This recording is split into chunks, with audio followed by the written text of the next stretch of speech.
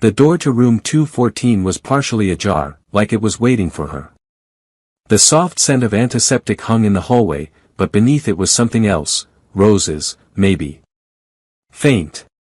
Fading. Clara Evans stood outside the door for a moment longer than she meant to, glancing down at the patient chart in her hands. Victor Langston. Age, 57. Diagnosis, metastatic pancreatic cancer. DNR signed. Estimated time, weeks, possibly days. She exhaled slowly, pressed her lips together, and knocked once. Firm, but not intrusive. A gruff voice floated out. Come in, unless you're selling salvation. Clara pushed the door open and stepped inside. Victor Langston was seated near the window, angled slightly toward the late afternoon sun, though his eyes weren't on the view. They were on her, sharp, clear, and far more alert than she expected for someone on palliative care.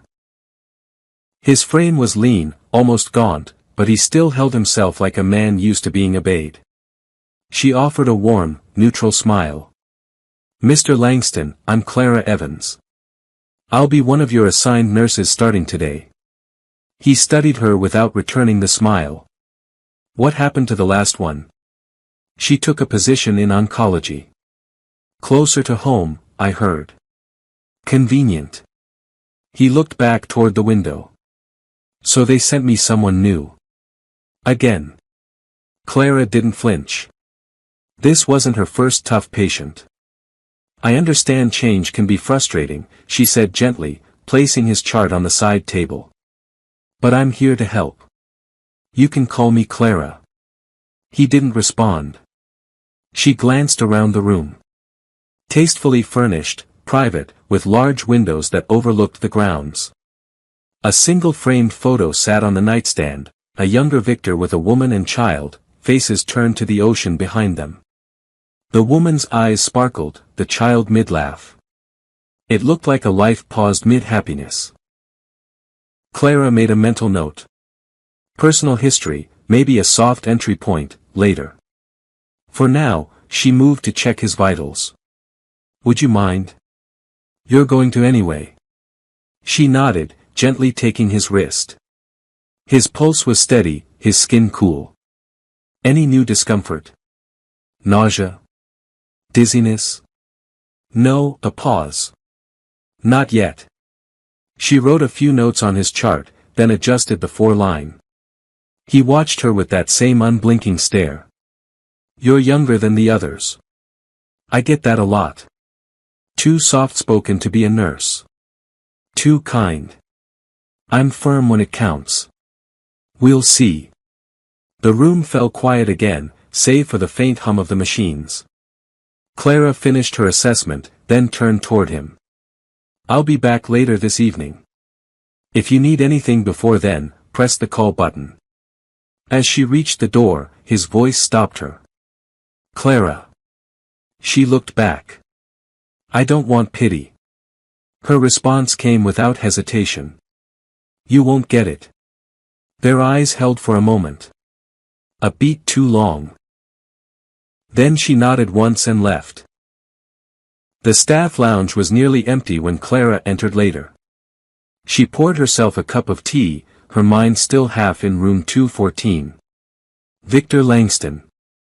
The Victor Langston. His name had echoed through business headlines for decades.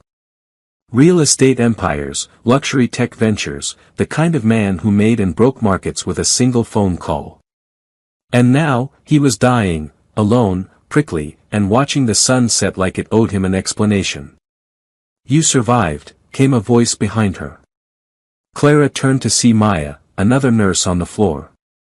Sharp, sarcastic, and someone Clara already liked after just 2 shifts. Barely, Clara said with a tired smile. Is he always like that? Only on weekdays, Maya said, sitting down with her yogurt. And weekends. And holidays.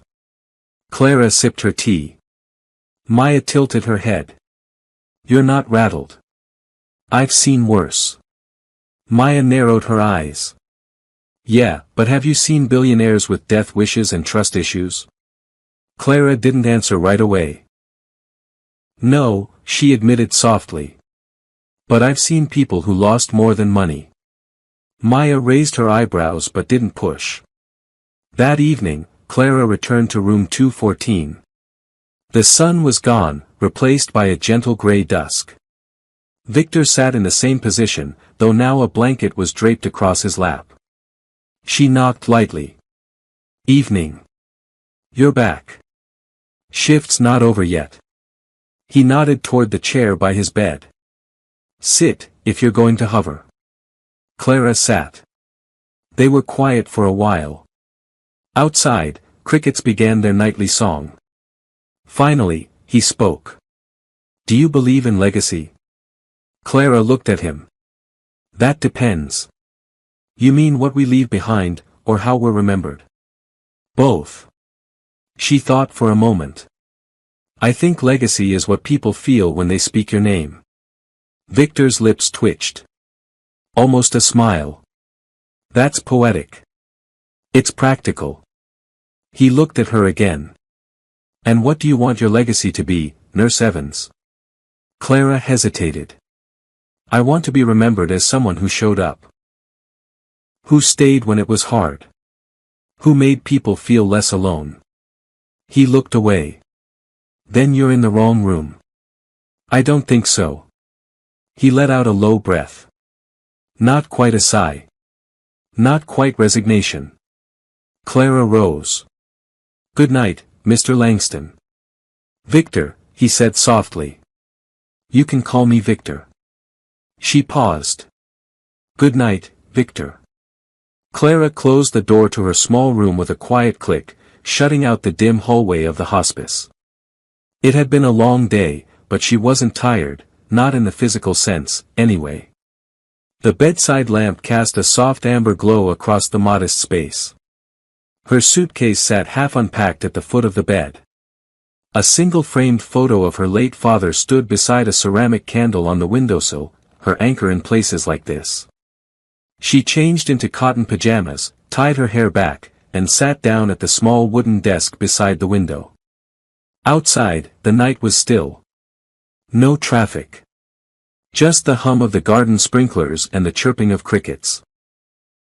Clara opened her leather-bound journal and smoothed out the page. March 17th. First day on palliative rotation. Assigned to room 214. Victor Langston. She paused, pen hovering. A man used to being listened to, not cared for. Sharp eyes. Dry wit. Tired soul. She wrote slowly, thoughtfully. He watched me like he was waiting for me to fail. But he called me, Clara, by the end of the day. That means something, right? Her handwriting dipped slightly on that line. She blinked, set the pen down, and stared out the window. There was a sadness in him, it wasn't just about the cancer. It went deeper, like the illness was simply the final chapter in a life full of silent pages. She knew that look. She had seen it once in her mother's eyes, the year after her father died. Grief disguised as pride. Silence mistaken for strength. Clara ran her fingers along the edge of the page, then closed the journal gently. I don't want pity. His words echoed again in her mind. You won't get it, she had replied. And she meant it.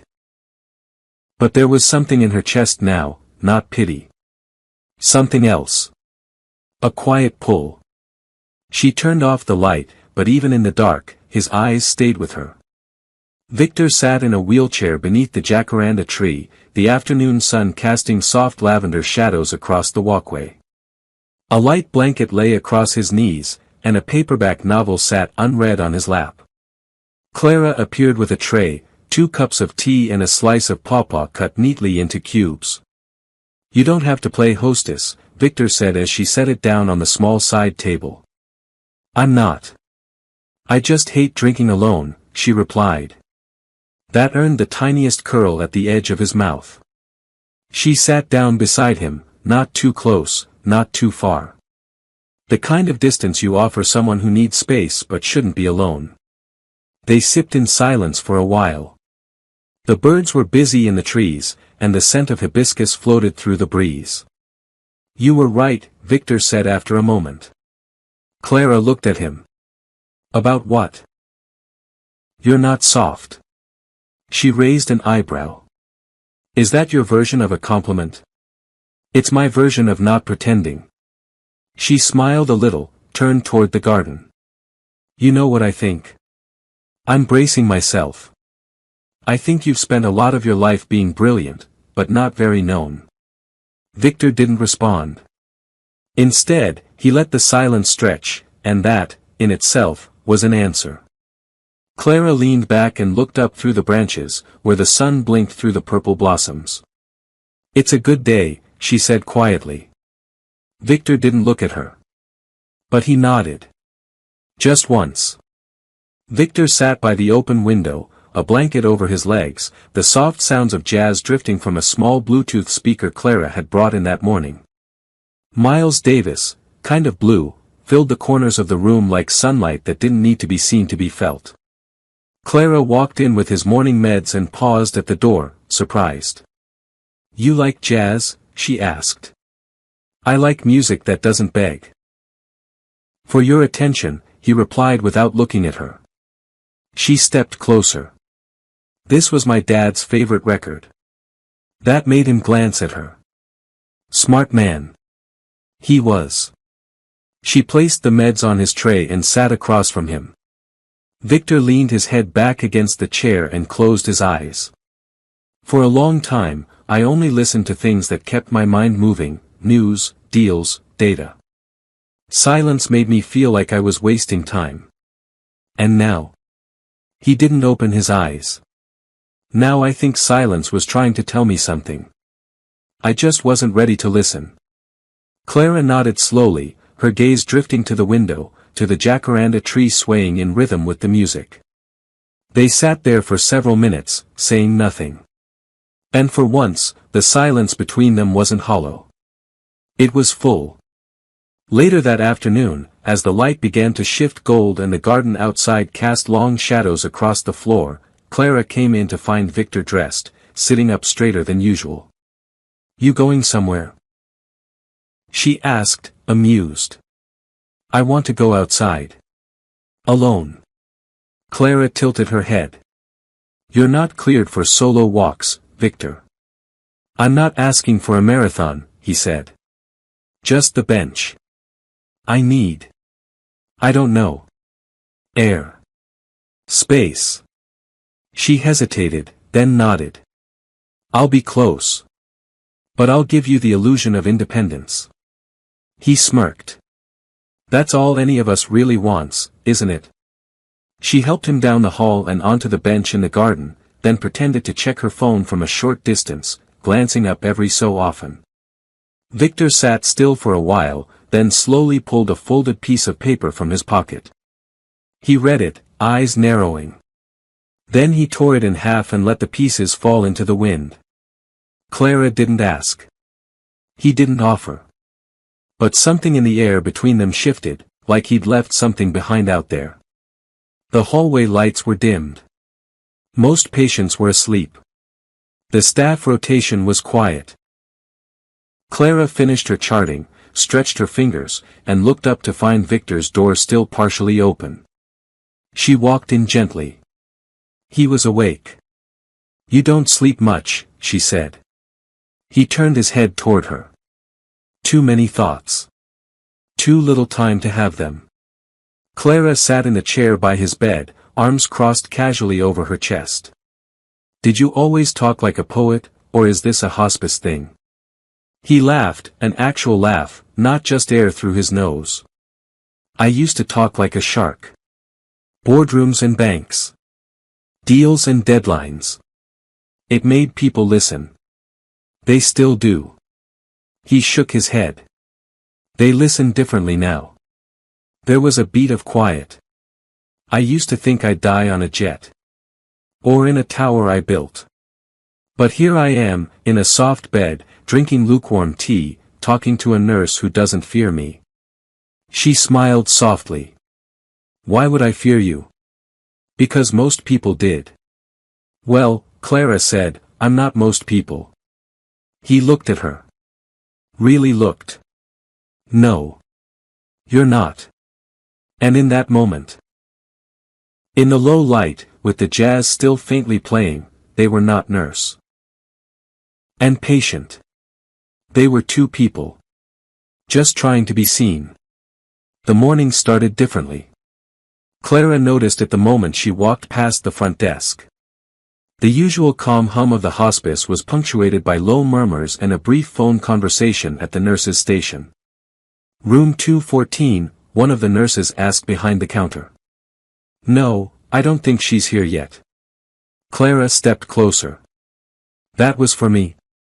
The nurse, a young man named David, nodded. He asked for you. Said he'd wait. Victor. Clara didn't say anything as she signed into the system. But she felt it, something between curiosity and warmth low in her chest. She checked his chart, no sudden symptoms, vitals stable. Still, he'd asked for her. By name.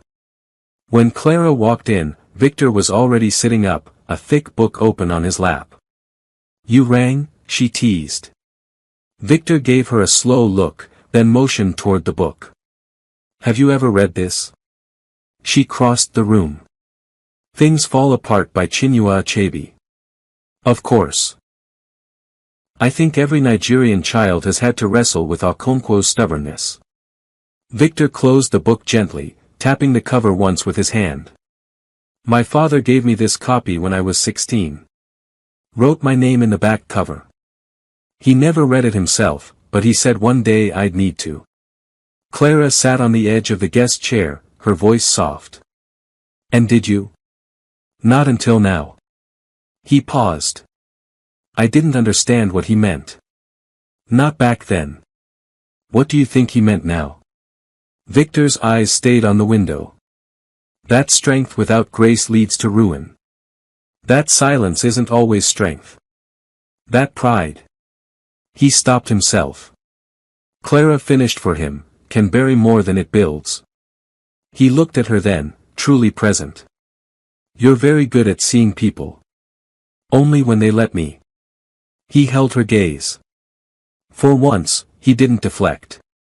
Later that evening, as Clara helped him adjust the pillows and lower the bed to rest, she noticed a photograph on the nightstand she hadn't seen before. It had been face down. She lifted it gently. Victor stiffened.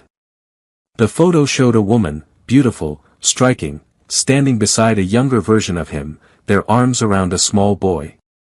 All three smiled, but there was something in Victor's younger eyes. An ache, even then.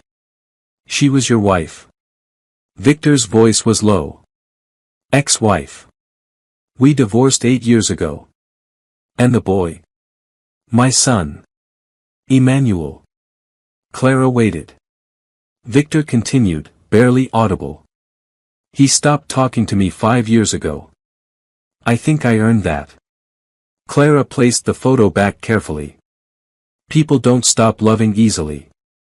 They do when they learn who you really are. Clara shook her head. Or when they don't know how much you've changed. Victor looked at her, the pain behind his pride suddenly unguarded. I think you give me too much credit. I think you don't give yourself enough. That night, Clara stayed longer. She brought in tea, not part of the protocol, but comforting. They talked. About literature. About Lagos. About the different ways people measure time, in hours, in regrets, in laughter. Clara stood to leave finally, her hand brushing his briefly as she reached for the empty teacup. The contact made them both pause. He didn't pull away. Neither did she. There was no need for words in that moment. Just breath. Just presence. And something too new, too fragile, to name. The early morning light was pale and quiet, filtering through the sheer curtains of room 214 in muted gold. Clara stepped in as she had a dozen times before, chart in hand, steps silent but steady. Victor was already awake, or maybe he hadn't slept. He was propped up slightly, eyes distant, as if watching something only he could see. "Morning," Clara said gently. He didn't answer right away. She moved closer, checked the 4-line, adjusted the oxygen monitor clip to his finger. His skin was warm, but the edges of his energy were different. Thinner. "You feeling okay?" "I'm here, aren't I?" His voice was quieter than usual. Not sharp, just tired. She didn't press. She glanced at his chart. Slight fever. Slight dip in oxygen saturation. Nothing drastic. But enough to say something was beginning to shift.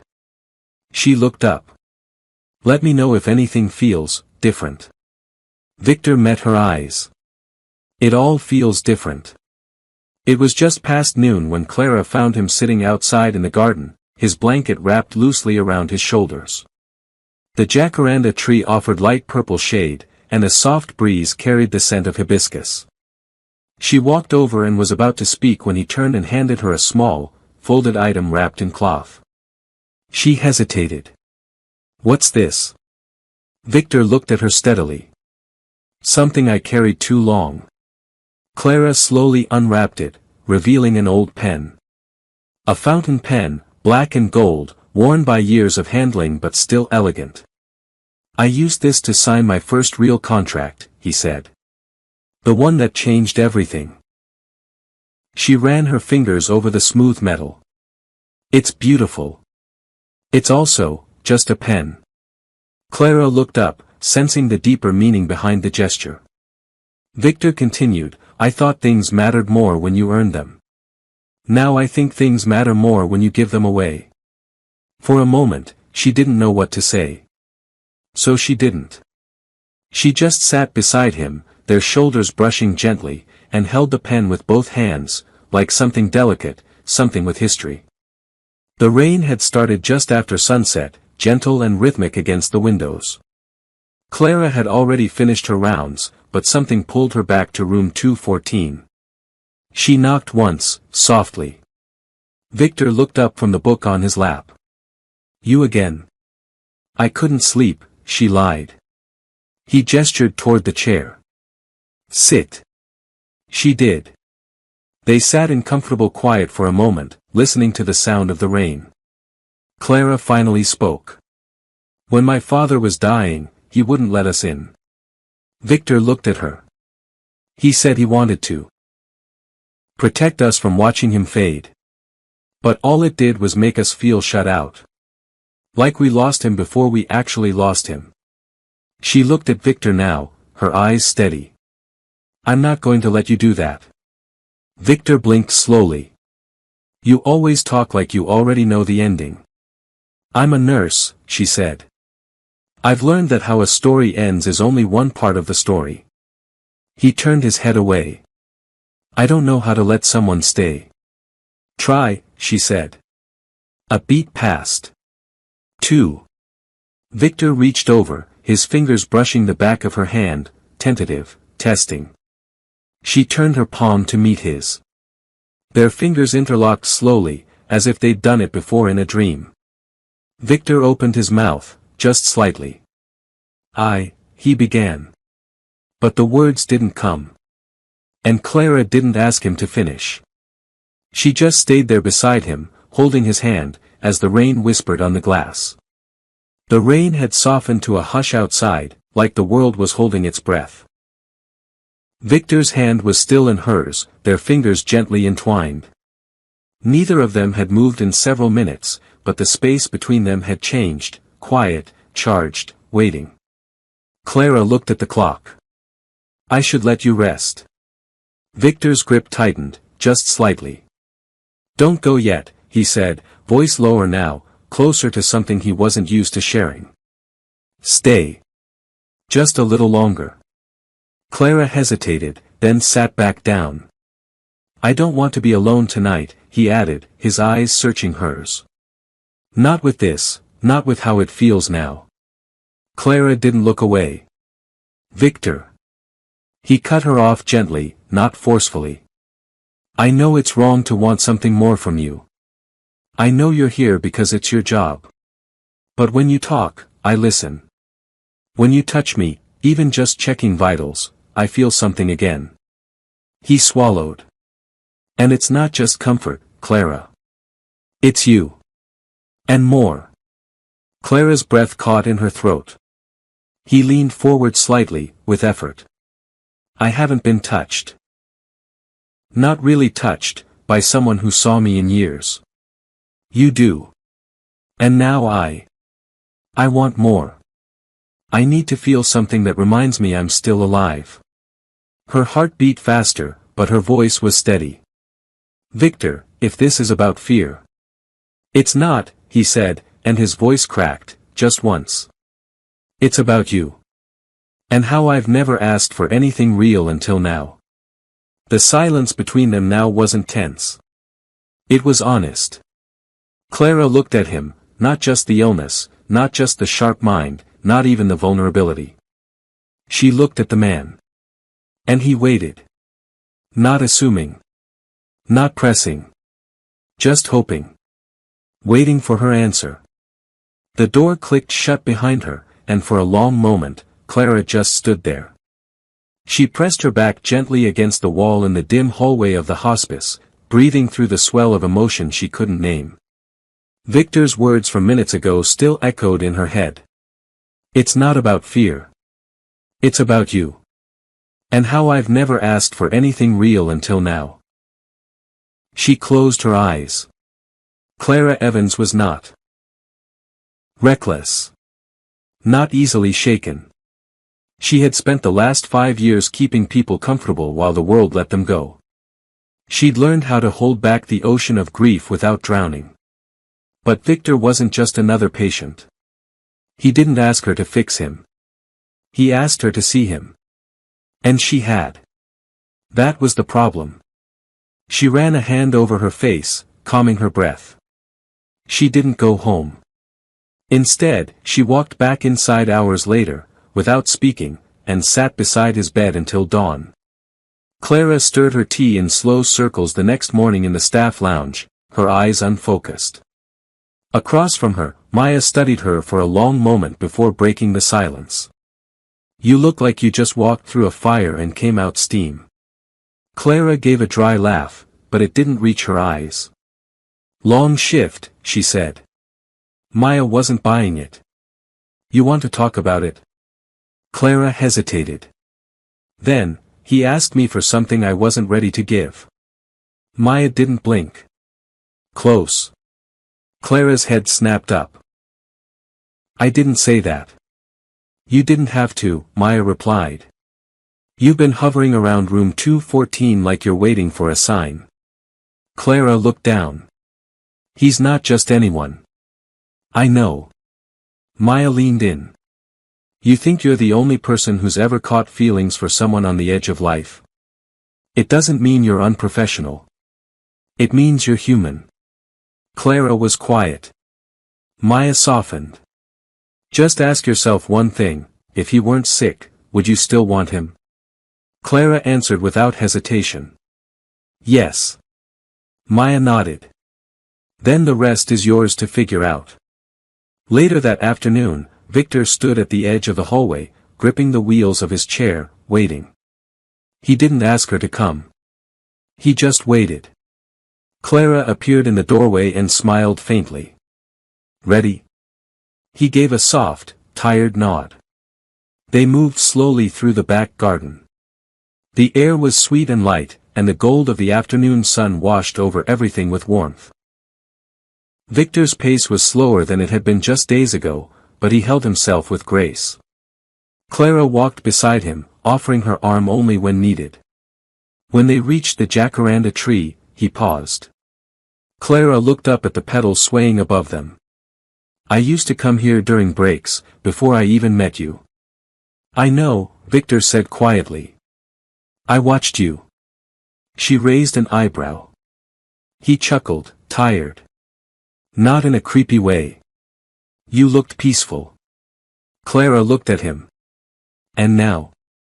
You're not peaceful, he said. You're lit up. And I'm drawn to it. He paused, then added gently, "You're beautiful, Clara." Her eyes didn't flinch away. "Victor," she said softly, "I'm afraid of losing you." "I'm afraid of dying," he admitted. "But more than that, I'm afraid of never having really lived." Their hands met between them. And this time, she didn't let go. Reckless. Not easily shaken. She had spent the last 5 years keeping people comfortable while the world let them go. She'd learned how to hold back the ocean of grief without burden. The rain tapped gently against the windows, steady and slow, as if reminding them the world was still out there, but distant now. Clara entered room 214 without knocking. Victor was awake, propped up slightly. The room was dim, lit only by a small bedside lamp and the distant city glow through the curtains. She sat beside him. Not in the chair this time. On the edge of his bed. Neither of them spoke. Victor looked at her hand, resting beside his. "I didn't expect you to come back," he said.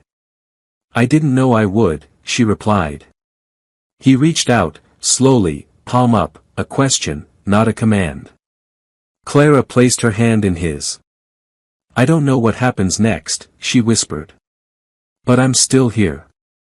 Victor exhaled softly, not from relief, but surrender. He closed his eyes. And in that quiet, in-between place, between longing and restraint, fear and tenderness, they simply existed. Together.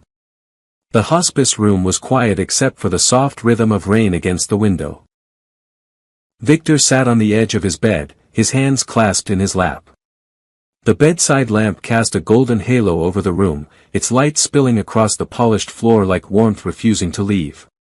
Clara sat beside him in the chair, still wearing her scrubs. Her hair was tied back loosely, wisps curling at her temples. They had been talking for an hour. Not about symptoms. Not about medication. Just life. "I thought," Victor said, breaking a long silence, "when the time came, I'd be angry. Bitter. Maybe numb. But instead, I just feel unfinished." Clara looked at him gently. "You're still here." He glanced sideways at her. Barely. She didn't flinch. "Enough." Victor turned toward her. "I didn't think I'd be afraid to ask. But I am." "Ask what?" "To be with you. Not because I'm dying. But because I'm alive. And for once, I want something just because it's beautiful." Clara's throat tightened. The rain outside fell harder. Inside, everything was still. She stood. Moved slowly toward him. He looked up, uncertain, vulnerable in a way she'd never seen. She reached out and took his hand. "I'm here," she said. "And I'm not doing this because you asked." He said nothing, only watched her as she pulled back the blanket and sat beside him on the bed. Her voice was soft. "I'm doing this because I want to remember what it feels like, to choose someone. Even when it's complicated. Even when it's hard." Victor exhaled, shaky, relieved. It happened. The rain continued, but neither of them heard it. The lamp stayed on, low and warm, casting shadows across the room. Clara woke before sunrise. The rain had stopped. Victor lay still. She watched him quietly. A tear slid down her cheek, not of sadness, not exactly. Of fullness. And whispered, "You're not alone anymore." Victor stirred slightly, eyes opened.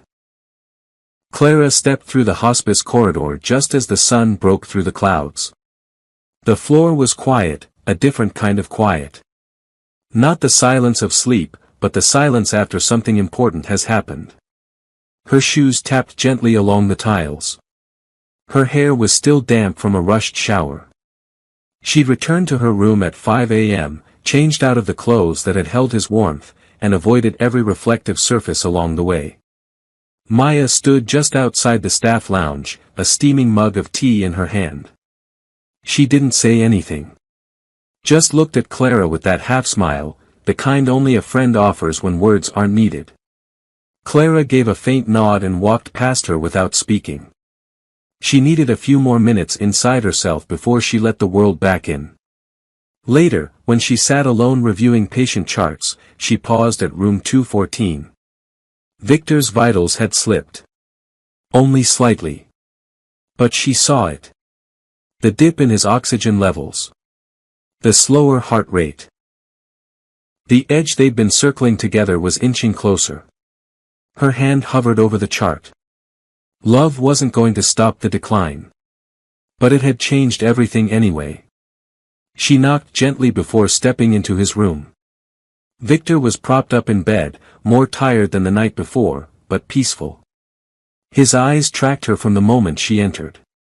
Without speaking, he reached to the table beside him and handed her an envelope. Her name was written on it in clean, deliberate strokes, Clara. For later, he said softly. Not now. When it matters most. Clara took it, folding it carefully between her fingers. The weight of it, the unspoken truth it held, made her chest ache. Victor gave her a quiet smile. Still here? She smiled back. Still here. They didn't need to speak about the night before. It was written in the way they moved now, how they looked at each other, no longer from behind walls. That afternoon, Clara wheeled Victor out into the garden. The sky was glowing amber, and birds drifted lazily through the warm air. Flowers bent in the soft wind. The jacaranda tree scattered its petals like gentle farewells on the stone path. Victor was weaker. She could feel it in the way he leaned into her hand, in the pauses between his breaths. They sat on the bench together, his blanket tucked over his legs. Clara rested her hand on his, watching his fingers, once steady, now thin and still. He looked out across the garden, then leaned his head against her shoulder. If this is the end, he said softly, it's not such a bad one. Clara didn't answer. Her voice was trapped behind the lump in her throat. Instead, she rested her head gently against his. They didn't need to speak. Not now. That night, Clara sat in her room alone. The cup of tea on her desk had long gone cold. The candle beside it burned low, flickering shadows across the handwritten envelope now unfolded in her hands. Victor's voice echoed through the words. Clara. I never thought I'd meet someone who could both undo me and help me find myself at the same time. I spent most of my life building towers out of pride and pretending they were made of strength. You walked in, didn't try to tear them down, you just showed me there was something better outside of them. What we shared wasn't a transaction. It wasn't an escape. It was truth. And no matter what happens next, know this. You made my final days feel like a beginning. Don't carry me with sadness. Carry me with light. Victor. Her tears came quietly. No sobbing. Just warmth sliding down her face, pooling at her chin. She folded the letter and pressed it to her chest. And for the first time since she'd met him, she let herself cry not for the man she might lose, but for the love she had actually found. The morning light spilled softly across the floor of room 214, golden and slow, like it understood something the rest of the world didn't. Victor was awake when Clara entered. He looked tired, but not in pain. Peaceful. Worn, but luminous in that still, quiet way he sometimes carried himself. I didn't think you'd sleep, she said gently. I did. Maybe for the first time in weeks. Clara set a fresh cup of tea on his tray, but he didn't reach for it. Instead, he nodded toward the small wooden box on the dresser. Can you bring that here? She picked it up carefully and placed it in his lap. Victor ran his fingers over the carved lid. I haven't opened this since the day I got here. I wasn't sure if I ever would. He lifted the latch slowly, the metal soft with age. Inside were a few items, an old photo of him holding a baby boy. A faded newspaper clipping. A USB drive. And a folded piece of paper. I used to think if I locked this part of me away, I wouldn't have to face what I left behind, he said. Clara sat beside him, saying nothing. I need you to help me record something, he continued. It's for Emmanuel. My son. Clara blinked. You've never mentioned him before. I didn't earn the right to. But now, if I can't leave him time, I want to leave him truth. She nodded slowly, placing her hand over his. Let's do it together. 3 days later, Clara stood at the edge of the hospice garden, arms crossed over her chest as a stranger approached. He looked like Victor, tall, sharp jawline, intelligent eyes. But his expression was hard, reserved. As if the years had taught him to expect disappointment. Emmanuel? Clara asked softly. He nodded. You said, he left me something. She gestured toward the shaded bench. It's a video. He made it 3 days ago. Clara handed him a tablet. She didn't speak as he watched. Only waited. Victor's voice filled the small space between them. I never gave you what you deserved. I gave you distance, silence, and shadows. But you deserved presence, truth, and love. I just didn't know how to give them. If you're watching this, it means I'm finally quiet. But I hope this brings some kind of noise into your memory of me. A real sound. A real man. I loved you. Even if I failed you. When it ended, Emmanuel said nothing. Clara reached into her pocket and handed him the photo from the box. Victor with the baby boy. Emmanuel's hands trembled slightly. I hated him, he said quietly. Clara didn't flinch. You don't have to stop, she replied. But maybe you can begin something else. He nodded once. And that was enough. That night, the hospice was silent. Clara stepped into room 214 alone. Victor was asleep, his breathing slow but steady. The lamp by his bed glowed warmly, painting his face in the soft gold of half-light. She stood there for a long time, just looking at him. Then she reached into her coat pocket and pulled out the pen. The same one he'd given her weeks ago, when she still saw herself as his nurse, not someone whose heart he would change forever. She placed it gently on the bedside table, beside the photo of him and Emmanuel. Then she leaned down and kissed his forehead. You kept your promise, she whispered. You didn't die before being known. He stirred slightly, but didn't wake. Clara turned away, her eyes glassy but dry. She didn't look back as she walked out. But she carried him with her, in the space just behind her ribs, in the silence that now felt full instead of empty. The call came just after sunrise. Maya was the one who found him, quiet, still, peaceful. Victor had passed sometime in the early hours. No distress. No sudden drop. Just silence, like sleep deciding not to end. Clara didn't cry. She stood outside his room for a moment, hand pressed to the door, her forehead leaning against the frame. Inside, the light had begun to stretch across the floor. She stepped in. There he was, arms folded gently across his chest, as if he'd been holding something even in the end. The pen was still there on the bedside table. So was the photo. Clara walked to his side, knelt down, and placed her hand over his heart. Thank you, she whispered. And meant it. Days later, she sat by the window in her apartment, sunlight brushing across her skin like memory. She unfolded the second letter, the one she hadn't dared read until now. Victor's handwriting was neat. Final. Like a man who knew he wouldn't get a second draft. Clara. If you're reading this, then I've become part of your past. But please don't leave me there. Let me be part of the way you see the world. Let me be part of the quiet moments, the soft mornings, the decision to stay when it's easier to run.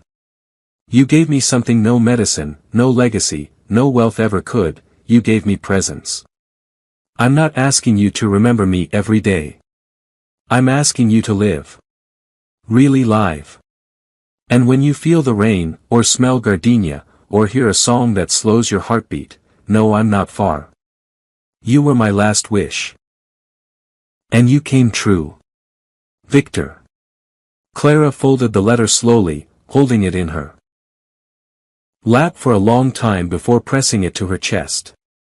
She didn't weep this time. She closed her eyes, and smiled. Spring came early that year. On a sunny afternoon, Clara walked into the garden at the hospice, not as a nurse this time, but simply as herself. She sat on the bench beneath the jacaranda tree. A breeze stirred the petals, scattering purple across the stones. It reminded her of that day, of laughter, of touch, of the way Victor had leaned gently into her shoulder without asking. She reached into her pocket and pulled out a small card. It had the name of a free community clinic printed across the top, a new job offer. A quieter role. Less death. More beginning. She ran her fingers across it once, then tucked it back inside her jacket. Before she left the garden, she paused. A child's voice rang out across the courtyard, someone visiting. Someone alive. Clara turned toward the sound, heart lifted, and walked forward. Not away. Just forward. Thanks for watching.